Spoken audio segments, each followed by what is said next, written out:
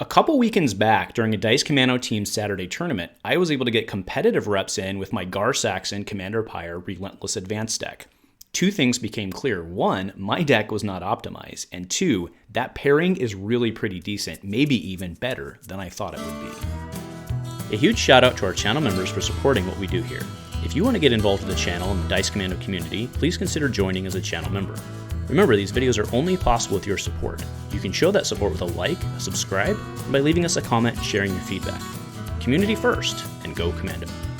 Hey there, Star Wars Destiny folks. Welcome back to Dice Commando and the Commando cast. Thanks for tuning in for yet another Destiny Friday. That's right, we keep chugging along, right? So today I want to talk about Gar, well, not really Gar, let's go ahead and pull them up, but Gar Saxon and Commander Pyre as a pair with Relentless Advance, right? So Relentless Advance obviously is a very, very strong plot. It gets the 2-point discount for having 2 troopers.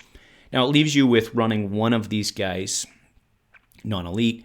The option here is pretty correct, I think, in that you run Elite Gar. That's what I've been doing. You run Elite Gar.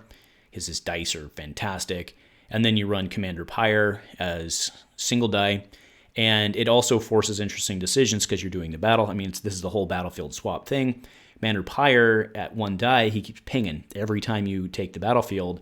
And I think in many cases, Pyre's actually the correct target. And in fact, I know Wookiee Smell agrees with me because when I played him, he went for Commander Pyre first.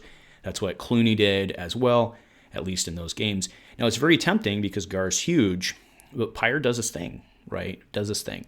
And yeah, very, very cool. A lot of options there. So as I mentioned, this is the reason I like this deck a lot is I really didn't capture in my head, right? This deck is the king of ping, right? And I didn't really capture in my head how strong the unblockable from Gar Saxon is, right? So remember, after you play a red event with cost 1 or more, deal 1 unblockable indirect damage to an opponent. That starts stacking up, right? You guys remember Bo-Katan, that was strong too. I still don't know why Bo-Katan doesn't see more play, but things aside, right? So you have your unblockable pings, you have pings constantly coming from Pyre. Relentless Advance just keeps ticking up, right? And remember, the correct way to use Relentless Advance, in my opinion, and I don't think it's up for much debate, you let it tick up and then, right, you just end the game that way. I won a game versus Clooney, it got up to 7. And that's a lot. That's a lot, right? If they put damage, even those indirect pings for you removing and trying to stay alive or swapping the battlefield and ticking it up more, this deck just keeps coming. Right now, as I mentioned, go ahead and take these guys away. As I mentioned, I played this a couple weeks back, and like I said, it was stronger than I thought it would be. But I also very much realized that my deck was not optimized. So let's go ahead and take a look at my deck first, and I'll show you why it didn't work the way I thought it would. So what I have across the screen right now is my deck. Now what you see out of there are a lot of upgrades or supports, okay? So Commander Pyre's Blaster, right, obviously lets you take the battlefield when you play it. I only play one of those. I've actually never been a huge fan of that, but it does what it does.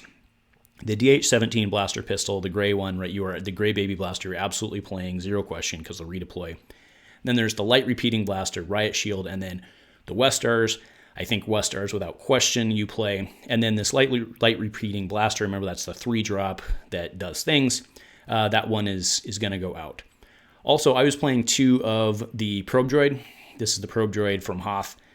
Casero let me know that, because sometimes I just miss on the reprint lists, and Casero let me know that new orders had been reprinted.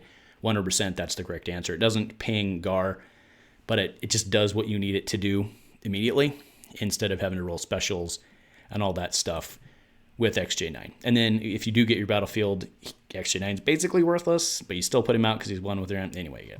Right, so then you can say I only had 17 events. Now that is, 9 upgrades isn't too many, but once you start, you want to use Gar. So that was my deck. Now what I want to do by comparison, what I'll do now is bring up Casero's deck, actually, and this was the Echo-based Thursday night winner. He went 3-1 with this. You can see a very clear difference in our approaches. And he was only running 5 upgrades. He was running Pyre's blaster, 2 riot shields to stay alive, and then he wasn't even running the baby blaster. He was just running the Westar. And I think I can understand why, is because he probably didn't want to have to deal with the blanks and the ones, and he wanted that one to deal damage. So 21 events in this deck, and you can see that he also in this case was running the droid, but like I said, we've talked since then, and he believes New Orders to be the correct thing. And then 1 Cruel Methods is all he was running. I'm in the camp, so I was not running Cruel Methods. I know how crazy that sounds, but I'm kind of in the camp that you should either run 2 of those or 1 of those, because you very much need it early, and you want to put it on the character who you're not going for, right? So you maximize your value. Because again, this is all just about making damage math hard, right? So now he went into 21 events, and you just start going down the list, and you can very much see it's all about getting stuff out of Gar Saxon. I mean, Gar Saxon, by playing events and disrupting, and I'll go ahead and bring it down, but by playing these events and disrupting or removing or switching the battlefield, you're still accomplishing your victory goal. And that makes it very, very, very strong. Bring it back up here with Gar Saxon, right? It's just, again, the relentless advance, right, pun intended, of this deck, that it just keeps coming, and that you're eventually, you're on a clock, right? Every action, it seems that almost every action this deck takes moves it closer to victory, kind of no matter how that action happens. And that's very, very, very strong in this deck, and I'm going to be exploring this a lot more. So, Casero, thank you for letting me, I didn't ask, but thank you for letting me use this deck. I have actually learned quite a bit from looking at your list and incorporated some changes in that as well, combined with our chats on the Discord. So thanks for sharing. So I'm very, very excited about this deck. I wanted to play it because, I mean, you guys know, I mean, I've got 2-year plus history of proving that I like playing Pyre, and kind of that. Relentless Advance was really cool when it came out in RDM. And then Gar Saxon really, really stepped this up a notch. Very, very cool. So, I mean, again, you do what you want to do anyway. Take the battlefield back, effectively make 2 net damage, right? In that, well, not because it's indirect, right? But you play an event to take the battlefield back. You throw 1 indirect for Pyre, 1 unblockable indirect for Gar, plus you tick up Relentless Advance by 1, plus whatever bonus you got for doing that.